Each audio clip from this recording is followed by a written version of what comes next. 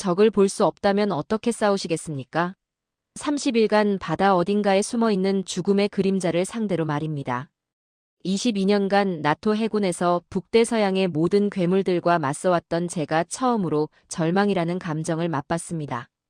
그날 모든 레이더가 멈췄습니다. 세계 최첨단 소나 시스템들이 한순간에 귀머거리가 되어버렸죠. 아무것도 들리지 않았습니다. 아무것도 보이지 않았어요. 하지만 분명히 거기 있었습니다. 언제든 우리를 집어삼킬 수 있는 거대한 침묵이 말이죠. 이건 불가능해. 제가 중얼거렸을 때 동료가 전율에 떨리는 목소리로 속삭였습니다. 코락, 이건 우리가 아는 그 어떤 기술도 아니야. 그렇습니다. 서방 세계의 200년 해양 지배사를 한순간에 무너뜨린 그 충격적인 현실. 그 모든 것의 진원지는 우리가 절대 예상하지 못했던 곳이었습니다. 태극기가 바람에 휘날리는 그 반도 바로 대한민국이었어요. 도대체 한국이 어떤 기적을 만들어낸 걸까요? 어떻게 세계를 침묵시킬 수 있었던 걸까요?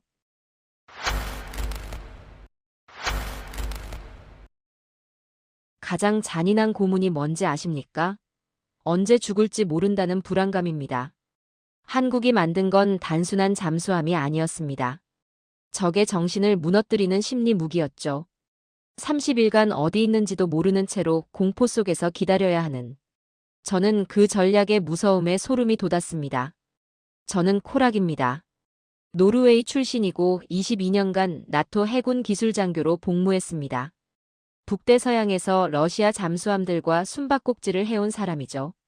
아르헨티나 해상에서 적국 잠수함을 탐지해 명예훈장을 받기도 했습니다. 잠수함이라면 설계도만 봐도 성능을 알 수 있다고 자신했었죠.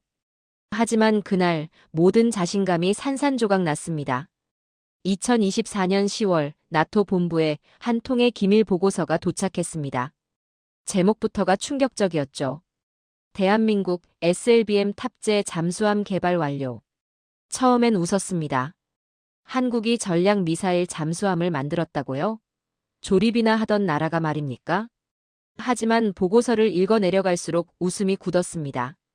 AIP 시스템 독자 개발. 30일 자막 능력. 수중 소음 90데시벨 미만. 이 숫자들이 의미하는 바를 아는 순간 등골이 서늘해졌습니다. 독일의 최신 잠수함도 이 정도 성능은 아니었거든요. 불가능해. 저는 중얼거렸습니다. 서방 세계가 수십 년간 고민해온 기술들이었거든요. 특히 AIP 시스템은 독일과 스웨덴만이 실용화에 성공한 최첨단 기술입니다. 공기 없이도 몇 주간 수중에서 버틸 수 있는. 하지만 30일이라고요? 그건 전략적 게임 체인저였습니다. 저는 즉시 상부에 건의했습니다. 직접 확인하겠다고 말이죠. 동료들은 말렸습니다. 시간 낭비일 뿐이야. 어차피 과장된 홍보겠지.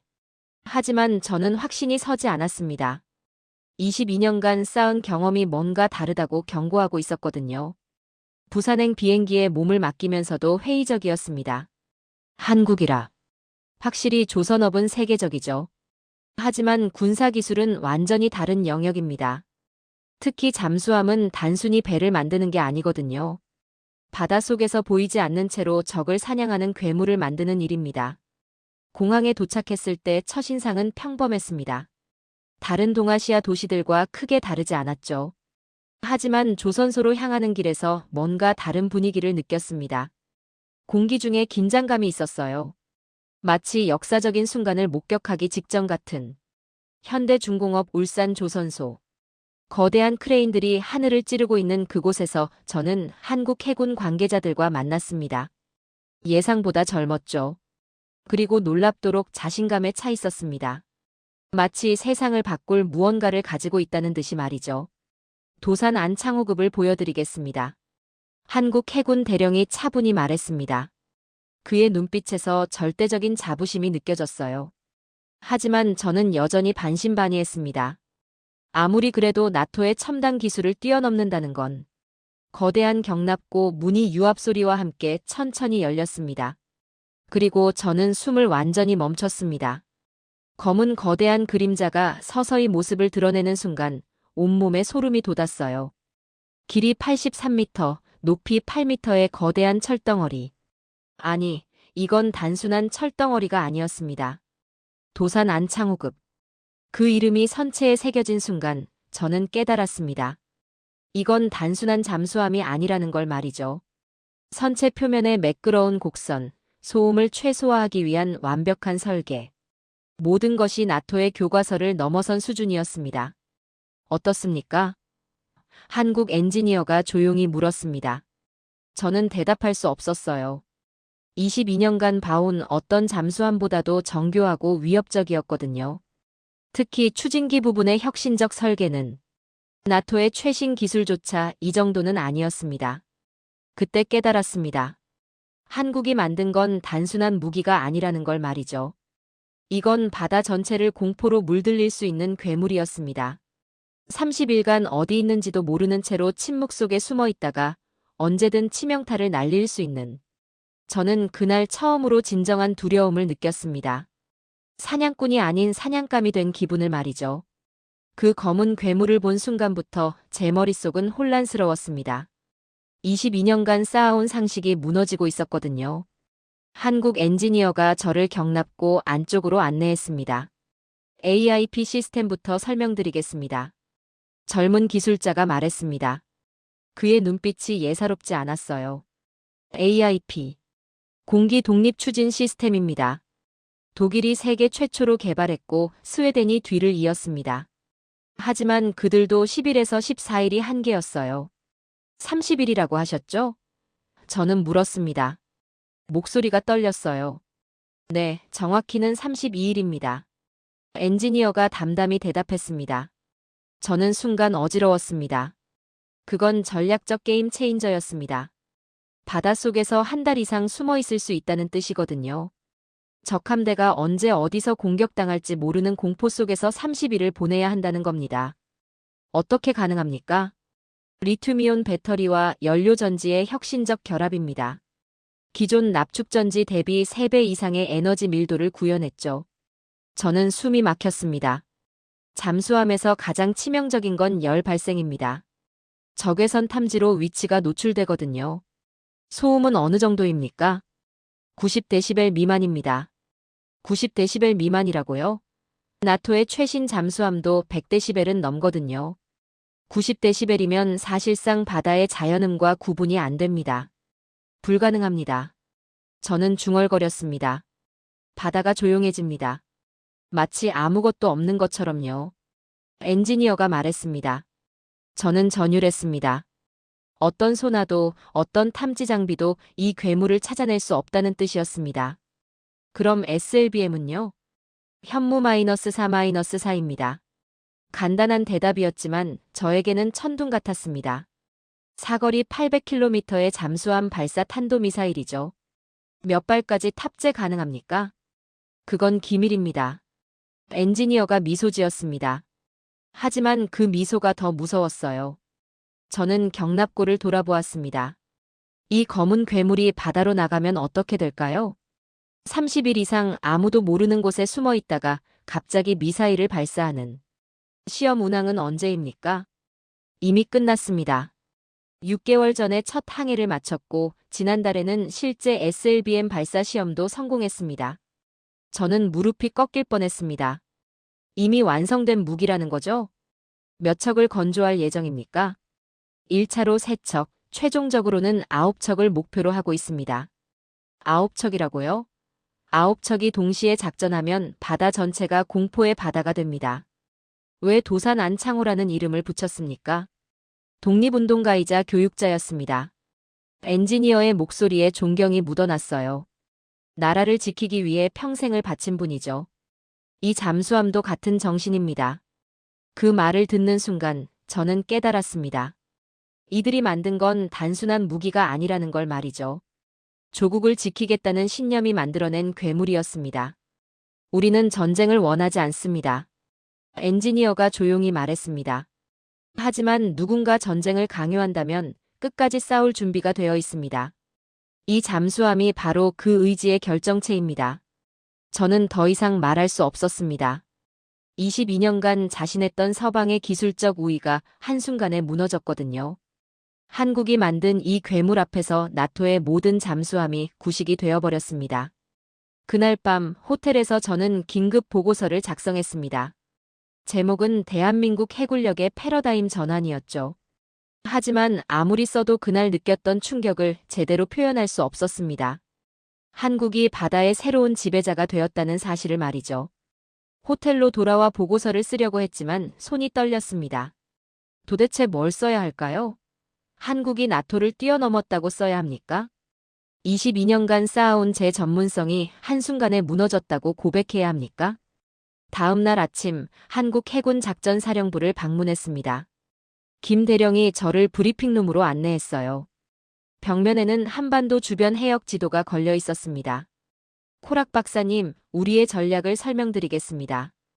김 대령의 목소리는 차분했지만 단호했어요. 한국의 해양 전략은 단순합니다. 우리는 공격하지 않습니다.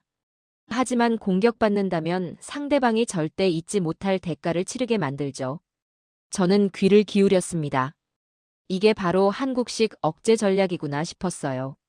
도산 안창호급의 진짜 무서운 점은 성능이 아닙니다. 김 대령이 계속 말했습니다. 바로 불확실성이죠. 적이 언제 어디서 공격당할지 모른다는 공포 말입니다. 지도를 가리키며 설명했습니다. 이 잠수함 한 척이 바다에 나가면 반경 800km 내의 모든 적함이 30일간 불안에 떨어야 합니다. 언제 미사일이 날아올지 모르니까요. 저는 소름이 돋았습니다. 이건 단순한 무기가 아니라 심리전이었어요. 우리는 이걸 독침 전략이라고 부릅니다. 김 대령이 말했습니다. 작더라도 치명적인 독을 가진 뱀처럼 말이죠. 건드리면 죽는다는 걸 알기 때문에 아무도 함부로 건드리지 못합니다. 독침 전략이라. 참 적절한 표현이었습니다. 크기는 작아도 한번 물리면 치명적인. 전통적인 억제 전략은 힘의 균형에 의존합니다. 김 대령이 설명했습니다. 하지만 우리는 다릅니다. 확실한 보복 능력으로 억제하죠. 상대가 아무리 강해도 우리를 건드리면 치명상을 입는다는 확신을 주는 겁니다. 저는 고개를 끄덕였습니다. 이제 이해가 됐어요. 한국이 추구하는 건 승리가 아니라 생존이었습니다. 하지만 그 생존 전략이 너무나 완벽했어요. 상대방 함대 사령관의 입장에서 생각해 보세요. 김 대령이 덧붙였습니다. 바다 어딘가에 보이지 않는 적이 숨어 있는데 언제 공격할지 모른다면 어떻겠습니까? 30일간 계속 긴장 상태를 유지해야 하는 스트레스를 견딜 수 있을까요? 저는 전율했습니다. 심리적 압박이 이렇게 무서운 무기가 될 줄이야. 도산 안창호급 9척이 모두 완성되면 어떻게 됩니까? 저는 물었습니다. 한반도 주변 바다 전체가 우리의 영역이 됩니다. 김 대령의 답변은 확신에 차 있었어요. 누구도 함부로 이 바다에 발을 담글 수 없게 되죠. 9척이 동시에 작전한다면 적함대는 어디서 공격받을지 예측조차 못합니다. 저는 머릿속으로 계산해봤습니다. 9척의 도산 안창호급이 각각 다른 해역에 배치된다면 한반도 전체가 거대한 요새가 되는 셈이었어요. 하지만 우리는 침략자가 아닙니다. 김 대령이 강조했습니다. 우리는 평화를 원합니다. 다만 평화를 지킬 힘을 갖췄을 뿐이죠. 이 힘은 오직 방어용입니다. 그 말이 마음에 깊이 박혔습니다. 평화를 지킬 힘. 이게 바로 진정한 억제력이구나 싶었어요. 전쟁은 이기는 게 아니라 피하는 겁니다. 김 대령이 마지막으로 말했습니다. 그리고 우리는 전쟁을 피하는 가장 확실한 방법을 찾았습니다. 브리핑이 끝나고 나오는 길에 저는 깊이 생각했습니다. 22년간 나토에서 배운 건 힘의 우위를 통한 억제였어요. 하지만 한국이 보여준 건 다른 차원의 억제였습니다. 확실한 보복 능력, 예측 불가능한 공격 시점, 그리고 절대 굴복하지 않겠다는 의지. 이 세 가지가 합쳐진 한국의 전략 앞에서 저는 경외감을 느꼈습니다. 그날 밤 저는 보고서 제목을 바꿨습니다. 한국의 새로운 억제 전략 독침의 지혜라고 말이죠. 이제 세계는 한국의 바다를 함부로 건드릴 수 없게 됐습니다. 사흘째 되는 날, 김 대령이 저를 부산 앞바다로 안내했습니다. 실제 작전 시뮬레이션을 보여드리겠습니다. 그의 말에 저는 긴장했어요. 드디어 도산 안창호급의 진짜 모습을 볼 수 있다는 뜻이었거든요. 한국 해군의 최신 구축함에 탑승했습니다. 함교에서 바라본 바다는 평온했어요. 하지만 그 평온함이 오히려 무서웠습니다. 어딘가에 보이지 않는 괴물이 숨어 있다는 걸 알았거든요. 지금부터 72시간 추적 훈련을 시작합니다. 함장이 선언했습니다.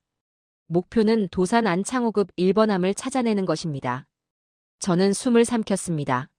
나토 최신 장비들이 총동원된 이 구축함으로도 찾기 어렵다는 뜻이었어요. 소나 화면을 지켜봤습니다. 수중 음파가 사방으로 퍼져나가고 있었지만 아무것도 잡히지 않았어요. 마치 바다가 완전히 비어있는 것 같았습니다. 6시간이 지났습니다. 여전히 아무런 신호가 없었어요. 12시간, 18시간. 시간이 흘러도 도산 안창호급은 나타나지 않았습니다. 이상합니다. 소나 담당 장교가 중얼거렸습니다. 분명히 이 해역에 있다고 했는데 24시간째 저는 초조해졌습니다. 정말 있는 건지 의심스러웠어요. 하지만 김 대령은 여전히 차분했습니다. 기다리세요. 곧 나타날 겁니다. 48시간째 함교에 긴장감이 돌았습니다. 승조원들의 얼굴에 피로가 역력했어요. 계속되는 경계 상태에 신경이 곤두서 있었습니다. 이게 바로 심리전입니다. 김 대령이 조용히 말했습니다. 적이 언제 나타날지 모르는 공포죠. 72시간 내내 긴장하고 있어야 하는 스트레스를 상상해 보세요. 저는 소름이 돋았습니다. 이미 48시간 만에 승조원들이 지쳐가고 있었거든요. 실제 전투 상황이라면 더 심각했을 겁니다. 60시간째 갑자기 경보가 울렸습니다. 수중 접촉, 방위 270도, 거리 2000m. 모두가 소나 화면으로 달려갔습니다. 희미한 점 하나가 화면에 나타났다가 사라졌어요. 그리고 다시 침묵. 놓쳤습니다. 소나 담당자가 외쳤습니다. 김 대령이 미소를 지었습니다. 이제 시작입니다. 그 순간 함교 스피커에서 음성이 흘러나왔습니다.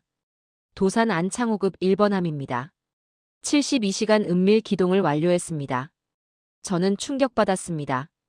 72시간 내내 우리 바로 근처에 있었다는 거였어요. 어디 있었습니까? 함장이 물었습니다. 처음 24시간은 함밑 500m 아래 있었습니다. 다음 24시간은 2km 앞에서 따라오고 있었고요. 마지막 24시간은 함 뒤 1km에서 대기했습니다. 저는 말문이 막혔습니다. 우리가 찾으려고 애쓰는 동안 도산 안창호급은 우리를 관찰하고 있었던 거였어요. 언제든 공격 가능했습니다. 담담한 목소리가 계속됐습니다. 현무 -4-4 발사 시뮬레이션도 6차례 완료했습니다. 6차례나 죽을 뻔했다는 뜻이었습니다. 우리가 전혀 눈치채지 못하는 사이에 말이죠. 소음 레벨은 어느 정도였습니까? 저는 떨리는 목소리로 물었습니다. 평균 87데시벨이었습니다. 바다 자연음보다 낮은 수준이죠. 87데시벨이라고요? 그건 사실상 무음이었습니다. 어떤 탐지 장비로도 찾을 수 없는. 잠시 후 도산 안창호급이 수면으로 떠올랐습니다. 검은 거대한 그림자가 파도를 가르며 나타나는 모습에 저는 전율했어요. 72시간 동안 우리를 지켜본 그 괴물이었습니다. 이제 아시겠습니까? 김 대령이 물었습니다. 이게 바로 우리의 억제력입니다. 적은 절대 우리를 찾을 수 없지만 우리는 언제든 적을 공격할 수 있습니다. 저는 고개를 숙였습니다. 완벽한 비대칭 전력이었어요. 한국은 보이지 않는 곳에서 모든 걸 통제하고 있었습니다. 30일간 이런 상태로 작전할 수 있다는 겁니까? 그렇습니다. 그리고 9척이 모두 배치되면 김 대령의 말을 끝까지 들을 필요가 없었습니다. 이미 충분히 이해했거든요.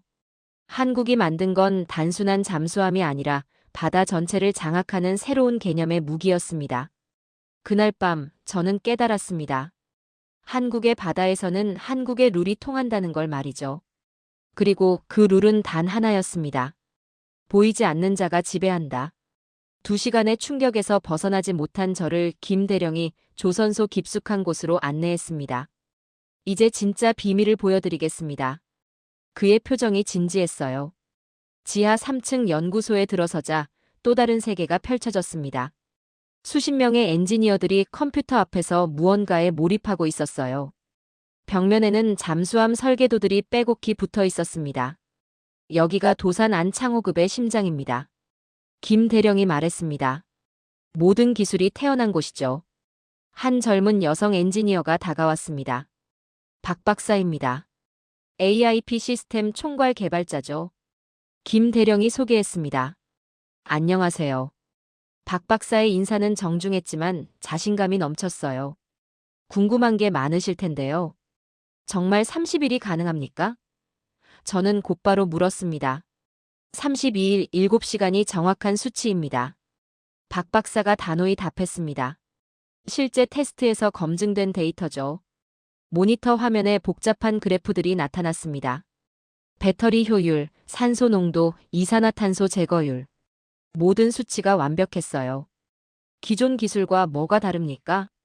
모든 게 다릅니다. 박 박사가 설명하기 시작했습니다. 우선 리튬이온 배터리 셀 자체를 새로 개발했어요. 에너지 밀도를 기존 대비 40% 향상시켰습니다. 40% 향상이라고요? 그건 혁명적인 수준이었어요. 그리고 연료전지 시스템도 완전히 재설계했습니다. 효율성은 높이고 열 발생은 최소화했죠. 가장 중요한 건 소음입니다. 소음이요? 기존 AIP 시스템은 작동할 때 미세한 진동이 발생해요. 하지만 우리 시스템은 진동 자체를 흡수합니다. 특수 소재로 만든 방진 장치 덕분이죠. 저는 감탄했습니다. 기술적 완성도가 상상을 뛰어넘었어요. 여기서 일하는 게 어떻습니까? 저는 물었습니다. 자랑스럽습니다. 박 박사의 눈이 빛났어요. 우리가 만든 기술로 나라를 지킬 수 있다니까요. 매일 밤늦게 일해도 피곤하지 않아요. 그 말에 저는 마음이 뭉클해졌습니다. 단순한 기술 개발이 아니라 신념으로 일하고 있는 거였어요. 다른 엔지니어가 다가왔습니다. 이분은 최 연구원입니다. 소음 제어 전문가죠. 코락 박사님, 궁금한 게 있어요. 최 연구원이 말했습니다. 나토 잠수함들의 소음 수준이 어느 정도인지 아세요? 대략 105데시벨 정도입니다. 우리는 85데시벨까지 낮췄어요. 최 연구원이 자랑스럽게 말했습니다. 85데시벨이라고요? 저는 귀를 의심했습니다. 그건 거의 무음 수준이었어요. 어떻게 가능합니까? 선체 구조부터 달라요. 이중 선체에 특수 흡음재를 삽입했습니다. 그리고 추진기 설계도 완전히 새로 했어요. 모니터에 추진기 설계도가 나타났습니다. 기존 잠수함과는 완전히 다른 형태였어요. 날개 각도, 재질, 회전 메커니즘. 모든 게 혁신적이었습니다. 이 추진기는 물을 가르는 게 아니라 물과 하나가 됩니다. 최 연구원이 설명했습니다. 그래서 소음이 거의 나지 않아요. 저는 숨이 막혔습니다. 이 정도 기술이면 서방 세계가 수십 년간 고민해온 문제들을 모두 해결한 셈이었어요. 밤낮 없이 연구했습니다. 최 연구원이 말했습니다. 실패도 수없이 했어요. 하지만 포기하지 않았습니다. 우리나라를 지켜야 한다는 사명감 때문이었죠. 그 순간 저는 깨달았습니다. 이들이 만든 건 단순한 기술이 아니었어요. 조국을 향한 사랑이 만들어낸 기적이었습니다. 한 가지 더 보여드릴 게 있어요. 박 박사가 말했습니다. 실제 승조원들을 만나보세요. 승조원 대기실로 향했습니다. 젊은 해군 장교들이 훈련을 받고 있었어요. 그들의 눈빛이 남달랐습니다. 이 잠수함을 타는 기분이 어떻습니까? 저는 한 장교에게 물었습니다. 무섭습니다. 솔직한 대답이었어요. 하지만 자랑스럽기도 해요. 이 배를 타고 바다에 나가면 우리나라가 정말 강하다는 걸 느낄 수 있거든요. 다른 장교가 말했습니다. 30일간 바닷속에 있어도 안전하다는 확신이 있어요. 이 배를 만든 분들을 믿으니까요. 저는 가슴이 뭉클해졌습니다. 기술자들의 헌신과 승조원들의 신뢰가 하나로 이어져 있었어요. 우리는 침략하지 않습니다. 한 장교가 강조했습니다. 하지만 누군가 우리를 건드린다면 이 배로 끝까지 맞서 싸울 거예요. 그날 오후 연구소를 떠나면서 저는 완전히 다른 사람이 되어 있었습니다. 한국의 기술자들과 승조원들이 보여준 신념과 헌신 앞에서 저는 고개를 숙일 수밖에 없었어요. 22년간 나토에서 일했지만 이런 감동은 처음이었습니다. 기술이 아니라 사람이 만든 기적을 본 거였거든요. 마지막 날 아침, 김 대령이 저를 특별한 곳으로 안내했습니다. 실전 테스트를 보여드리겠습니다. 그의 표정이 심각했어요. 제주도 남쪽 200km 해역. 여기서 도산 안창호급의 SLBM 실사격 훈련이 예정되어 있었습니다. 저는 관측선에서 그 역사적 순간을 지켜봤어요. 목표는 1000km 떨어진 가상 표적입니다. 작전 지휘관이 설명했습니다. 실제 전투 상황과 동일한 조건으로 진행합니다. 수중 300m 깊이에서 현무 -4-4가 발사된다는 거였어요. 저는 숨을 죽이고 기다렸습니다. 발사 10분 전. 스피커에서 음성이 흘러나왔습니다. 바다는 고요했어요. 도산 안창호급이 어디 있는지 전혀 알 수 없었습니다. 발사 1분 전. 그 순간 저는 전율했습니다. 저 아래 어딘가에서 역사가 만들어지고 있었거든요. 발사. 갑자기 바다가 폭발했습니다. 거대한 물기둥이 하늘로 치솟으며 현무 -4-4가 모습을 드러냈어요. 불꽃을 뿜으며 대기권으로 솟구치는 미사일을 보는 순간 저는 말문이 막혔습니다. 발사 성공. 목표 추적 중. 관제소에서 보고가 이어졌습니다. 미사일이 하늘을 가르며 날아가는 모습을 보며 저는 깨달았습니다. 이건 단순한 무기가 아니라 한국의 의지였어요. 누구도 이 나라를 함부로 건드릴 수 없다는 강력한 메시지였습니다. 15분 후 표적 명중 확인. 이라는 마지막 보고가 들렸습니다. 1000km 떨어진 표적을 정확히 맞췄다는 거였어요. 저는 온몸이 떨렸습니다. 이건 단순한 무기 시험이 아니었어요. 한국이 세계에 보내는 메시지였습니다. 어떻습니까? 김 대령이 물었습니다. 충격적입니다. 저는 솔직히 말했습니다. 이제 한국을 함부로 볼 나라는 없을 겁니다. 잠시 후 도산 안창고급이 수면으로 떠올랐습니다. 발사 직후에도 완벽하게 작동하고 있었어요. 승조원들이 함교로 나와 손을 흔들었습니다. 저들이 진짜 영웅입니다. 김 대령이 말했습니다. 수중에서 미사일을 발사하는 건 목숨을 거는 일이거든요. 하지만 저들은 두려워하지 않습니다. 저는 고개를 끄덕였습니다. 기술도 대단했지만 그걸 다루는 사람들이 더 대단했어요. 승조원 한 명이 저를 보고 경례를 했습니다. 그 순간 저도 모르게 답례를 하고 있었어요. 이제 믿으시겠습니까? 김 대령이 물었습니다. 한국의 힘을 말이에요. 믿습니다. 저는 확신을 담아 답했습니다. 그리고 두렵습니다. 하지만 동시에 존경합니다. 두려워할 필요 없습니다. 김 대령이 미소를 지었습니다. 우리는 평화를 원하니까요. 다만 평화를 지킬 힘을 갖췄을 뿐입니다. 이 힘은 오직 방어를 위한 것입니다. 오후에는 승조원들과 직접 대화할 기회가 있었습니다. 한 젊은 장교가 말했습니다. 이 잠수함을 타고 있으면 자부심이 샘솟아요. 우리나라가 이런 걸 만들 수 있다니.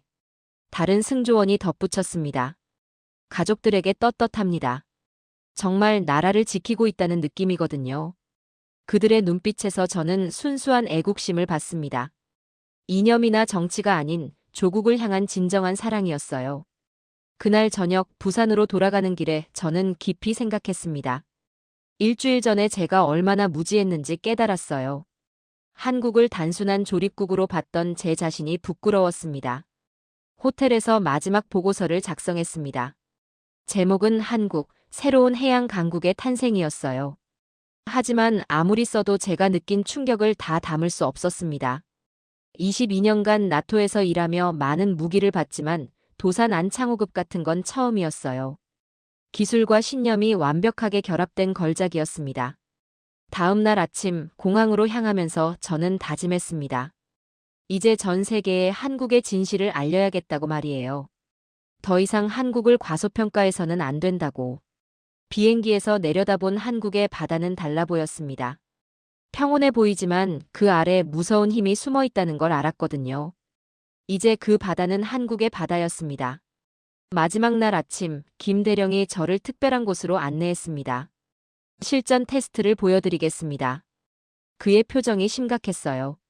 제주도 남쪽 200km 해역. 여기서 도산 안창호급의 SLBM 실사격 훈련이 예정되어 있었습니다.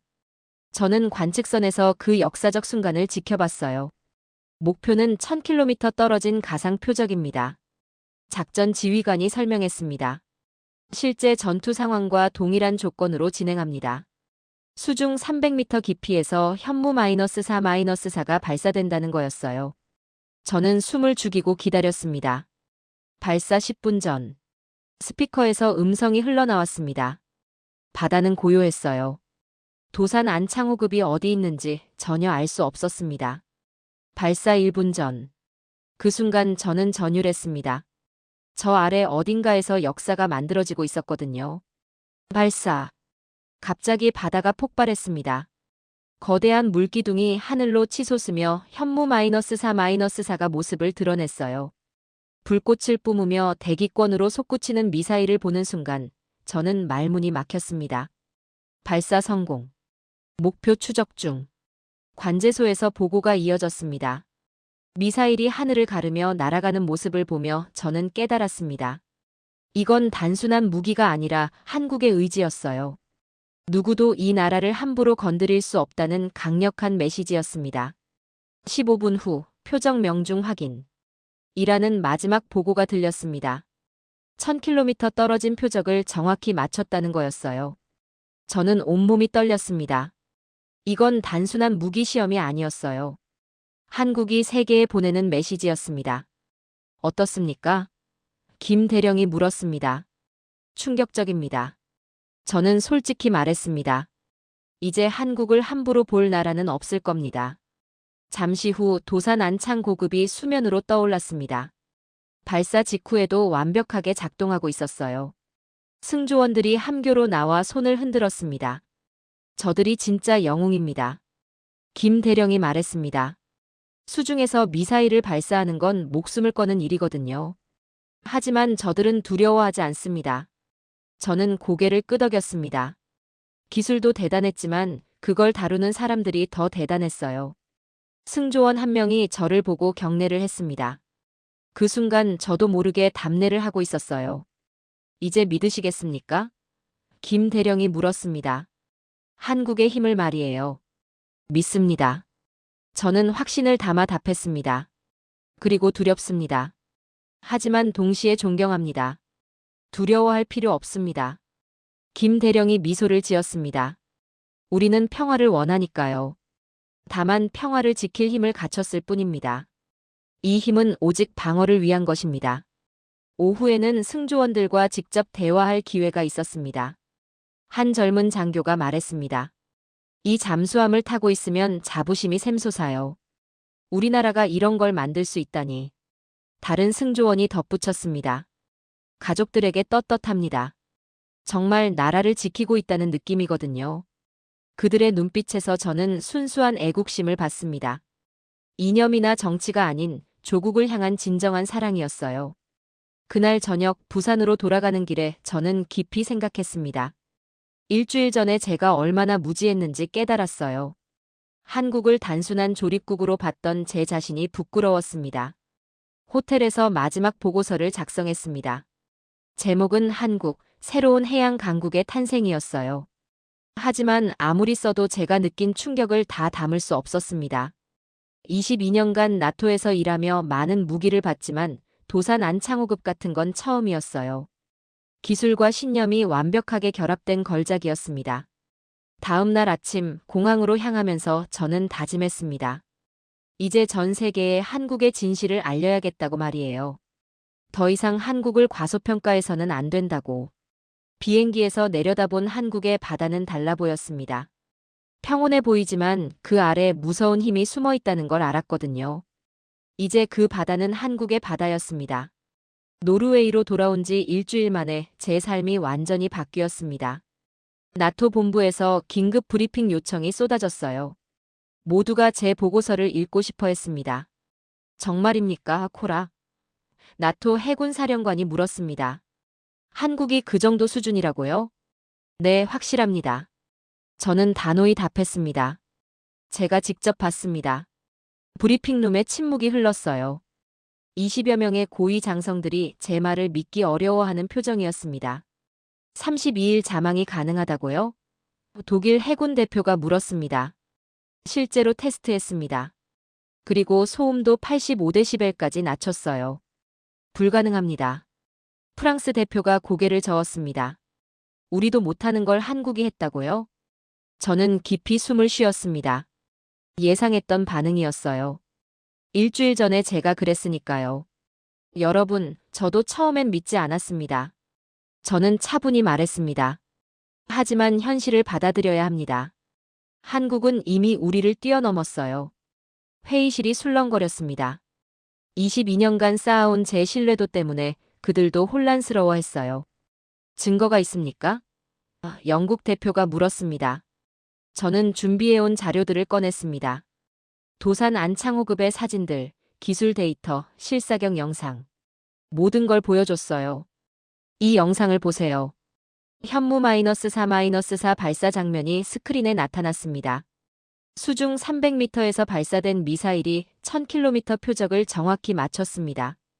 회의실이 조용해졌습니다. 모두가 충격받은 표정이었어요. 그들은 9척을 건조할 계획입니다. 저는 계속 설명했습니다. 9척이 모두 완성되면 한반도 주변 바다는 완전히 한국의 영역이 됩니다. 대응책이 있습니까? 사령관이 물었습니다. 없습니다. 저는 솔직히 답했습니다. 찾을 수도 없고 막을 수도 없는 상대입니다. 유일한 방법은 건드리지 않는 것뿐이에요. 그날 이후 제게 강연 요청이 쇄도했습니다.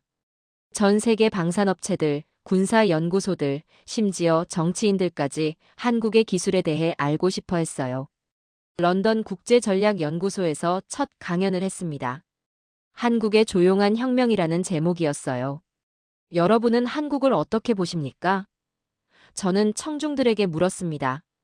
아직도 조립만 하는 나라라고 생각하시나요? 회장이 조용해졌습니다. 저도 그랬습니다. 하지만 틀렸어요. 한국은 이미 기술 강국을 넘어 혁신 리더가 되었습니다. 파워포인트에 도산 안창호급 사진이 나타났습니다. 관객들이 숨을 죽였어요. 이 잠수함은 단순한 무기가 아닙니다. 새로운 시대의 선언이죠. 보이지 않는 힘으로 바다를 지배하는 시대의 시작입니다. 강연 후 질문이 쏟아졌습니다. 서방 기술과 비교하면 어느 정도입니까? 솔직히 말하면 우리가 뒤처졌습니다. 적어도 3년은 앞서 있어요. 한국이 어떻게 그런 기술을 개발했습니까? 신념 때문입니다. 저는 확신을 담아 답했습니다. 조국을 지키겠다는 절대적 신념이 기적을 만들어낸 거예요. 워싱턴 포스트에서 인터뷰 요청이 왔습니다. 기자가 물었습니다. 한국의 부상을 어떻게 평가하십니까? 두렵지만 존경스럽습니다. 저는 답했습니다. 그들은 침략하지 않아요. 다만 건드리지 말라고 경고할 뿐입니다. 미래 전망은 어떻습니까? 바다의 룰이 바뀔 겁니다. 이제 크기가 아니라 기술이 승부를 결정하죠. 그리고 한국이 그 기술을 가지고 있습니다.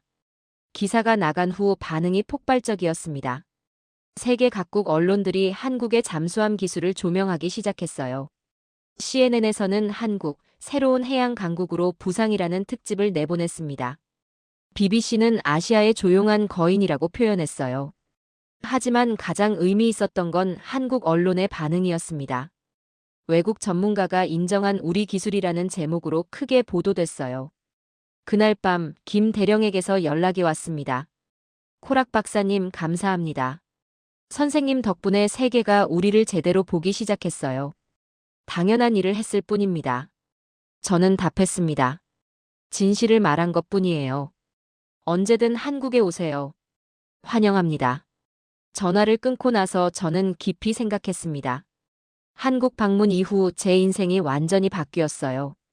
이제 저는 한국의 증인이 되었습니다. 6개월이 지났습니다. 제가 한국에서 돌아온 후 세계는 정말 달라졌어요. 각국 해군들이 한국의 기술을 분석하려 애쓰고 있었습니다. 런던에서 열린 국제 해양 안보 컨퍼런스에 참석했습니다. 올해 주제는 아시아 태평양의 새로운 균형이었어요. 하지만 모두가 실제로 궁금한 건 하나뿐이었습니다. 한국이었죠. 코락 박사님. 일본 해상자위대 제독이 저에게 다가왔습니다. 정말 32일이 가능합니까? 네, 확실합니다. 저는 답했습니다. 제가 직접 확인했으니까요. 그의 얼굴이 굳었어요.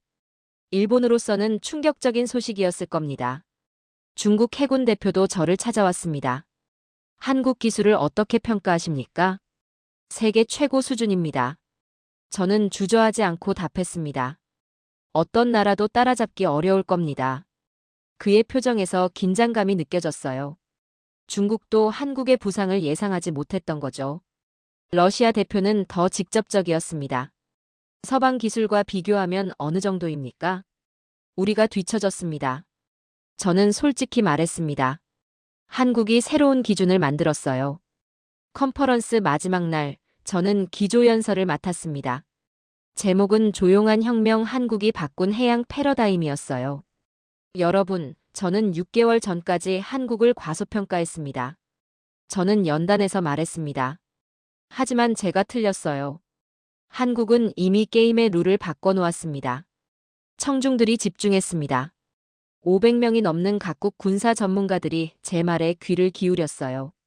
도산 안창호급은 단순한 잠수함이 아닙니다. 새로운 시대의 상징이죠. 보이지 않는 힘이 보이는 힘을 압도하는 시대 말입니다. 스크린에 한국 해역 지도가 나타났습니다. 9척이 모두 배치되면 이 바다는 완전히 달라집니다. 누구도 함부로 접근할 수 없는 한국의 영역이 되죠. 질문 시간에 미국 해군 제독이 물었습니다. 대응 방안이 있습니까? 대응이 아니라 인정입니다. 저는 답했습니다. 한국이 새로운 강자라는 걸 받아들여야 해요. 회장이 술렁거렸습니다. 누구도 예상하지 못한 답변이었거든요. 연설 후 제게 수많은 제안이 들어왔습니다. 각국 정부에서 고문을 맡아달라고 했어요. 방산업체들은 컨설팅을 요청했습니다. 하지만 저는 모두 거절했습니다. 대신 다른 일을 하기로 했어요. 한국해양기술연구소에서 일하고 싶습니다. 김 대령에게 전화를 걸었습니다.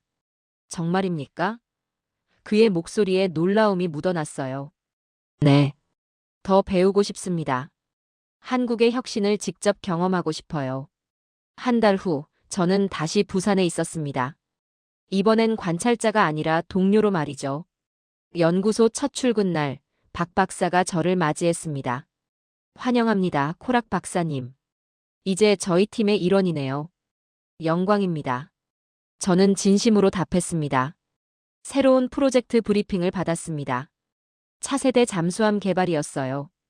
도산 안창호급보다 더 진보된 기술을 연구하고 있었습니다. 우리는 멈추지 않습니다. 연구팀장이 말했습니다. 계속 발전해야 평화를 지킬 수 있으니까요. 그날 저녁 부산 해안을 걸으면서 생각했습니다. 22년간 나토에서 일했지만 이런 감동은 처음이었어요. 단순한 기술 개발이 아니라 신념으로 일하는 사람들과 함께하는 기쁨이었습니다.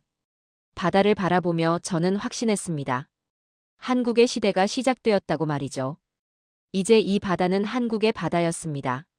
그리고 저는 그 역사의 증인이자 동참자가 되었어요. 6개월 전 냉소적이던 서방 전문가는 이제 없었습니다. 대신 한국의 꿈을 함께 꾸는 동료가 있을 뿐이었죠.